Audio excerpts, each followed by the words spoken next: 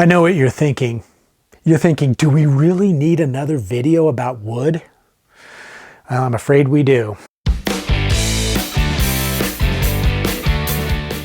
You know, when it comes to selecting wood for a solid body electric guitar, specifically the body, we tend to favor certain traditional woods. You know, I'm talking about mahogany, swamp ash, alder, poplar, basswood. These are woods that the big guitar makers as well as the small shop luthiers have always relied on when it comes to making a guitar body. Now, when it comes to a neck, we have to make sure that whatever wood we choose is going to be able to achieve a level of performance that's necessary for the neck to work correctly. So it has to be really stiff, it has to be very strong and dense.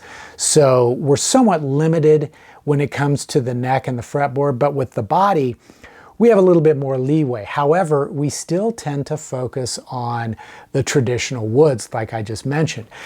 The problem is some of those woods, specifically genuine mahogany, are becoming more difficult to source and therefore more expensive. Genuine mahogany, which is the Swietna macrophylla species from South America, is now controlled by the CITES Treaty, which limits the harvesting and export of that particular wood.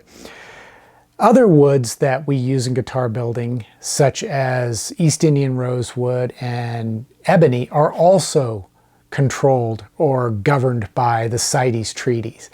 As a result, it's becoming really difficult to source quality wood. Now, some of you watching this will say, geez, I don't have any problem finding that wood. It's available at my lumber supplier. That may be true, but I have found over the last 24 years that the quality of the wood has declined.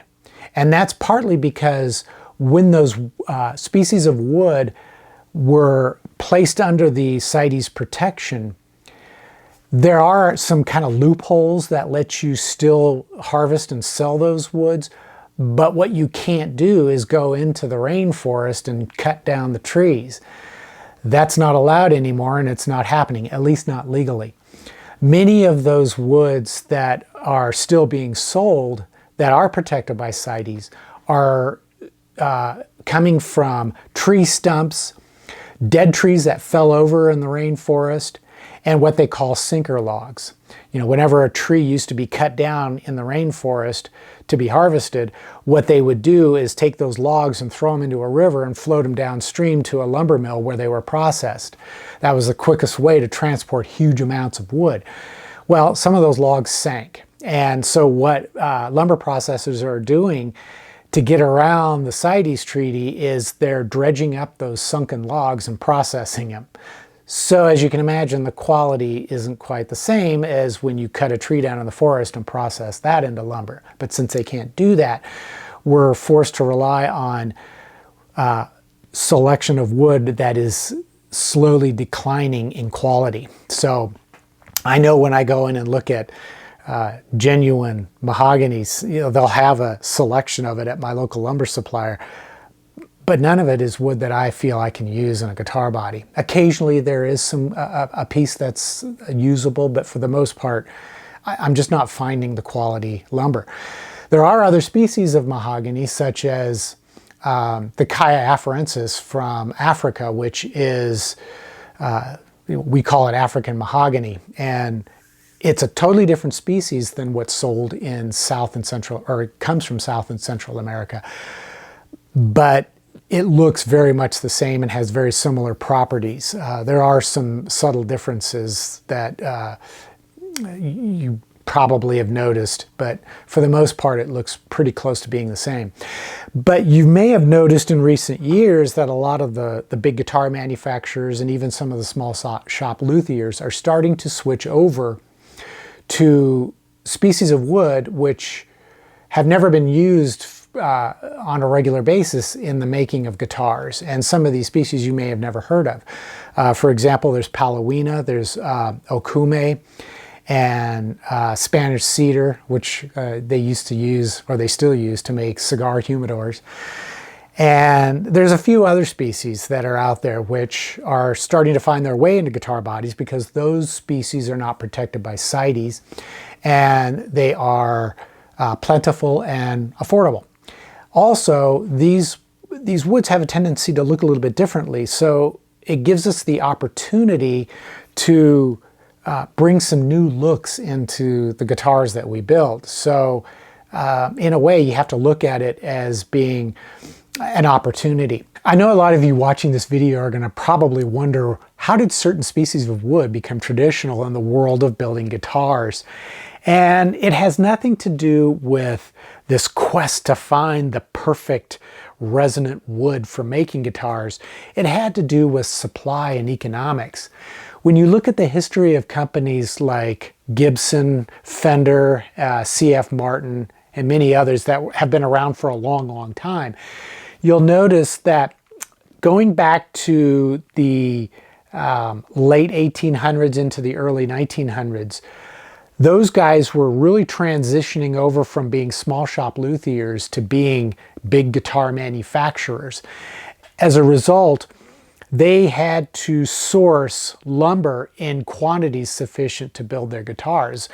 So they were doing business with lumber suppliers who were really at that time focused on supplying the furniture industry, guys who do architectural millwork, and cabinet makers. And those businesses had very specific requirements about the type of wood that they wanted to use for the products they were making. And at that time, those lumber distributors didn't have the ability to bring in a huge variety of different species of wood. They could only focus on select species of wood, ones that they knew were in demand and would sell.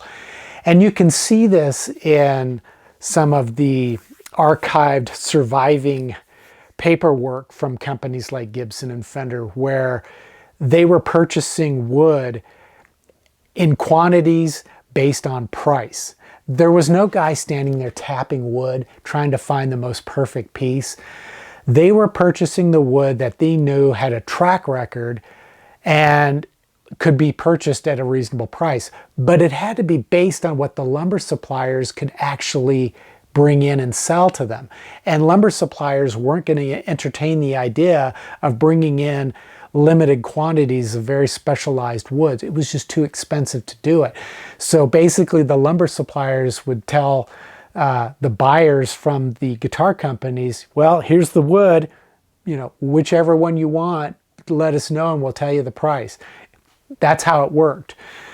Well, unfortunately, in the modern era, people have this tendency to think that those old-time luthiers were, you know, like I said, tapping the wood, looking for the perfect piece of wood. As a result, they tend to think that the species of wood that we're using in guitars today was chosen because of some mystical resonant capability. It wasn't. It was what was available, and what was available at an affordable price. As a result, in the modern era, we have way more species of wood available to us. We just have that ability. You can go to a lumber supplier and find warehouses filled with different species of wood, and you can pick and choose pretty much anything you want to achieve whatever outcome you're after. So that's one of the reasons why I encourage you to consider different species of wood when building your solid body electric guitars. Before I continue with this video, I wanted to remind you to like, comment, and share this video as a way to support my channel. If you would like to do more, you can either click the thanks button down below and leave a tip in the amount that you choose, or you can visit my YouTube store, which is displayed below the description for this video. Oh, and don't forget to subscribe to my channel so you won't miss any future guitar building videos. Here's an example. I'm working on a body blank right now for a future guitar build, and the wood that I used for the back is Fiji Mahogany, which is also known as Meranti, and it has no relationship whatsoever to either the genuine South American Honduran mahogany or the African mahogany. It's a completely different species. But when you look at the grain, you'd be hard-pressed to tell that this isn't genuine mahogany. It looks just like it. The main difference is the color of the wood. Whereas both African mahogany and genuine mahogany have a red cast to it, this is almost white. It's very light in color. It's also extremely light in weight. It's much lighter than both genuine mahogany and African mahogany. But it has the same properties. It's the same Janka hardness. And so it performs really well as a guitar body. So when I saw this, I picked up the blank and I was so surprised at how lightweight it was. I thought, I've got to try this.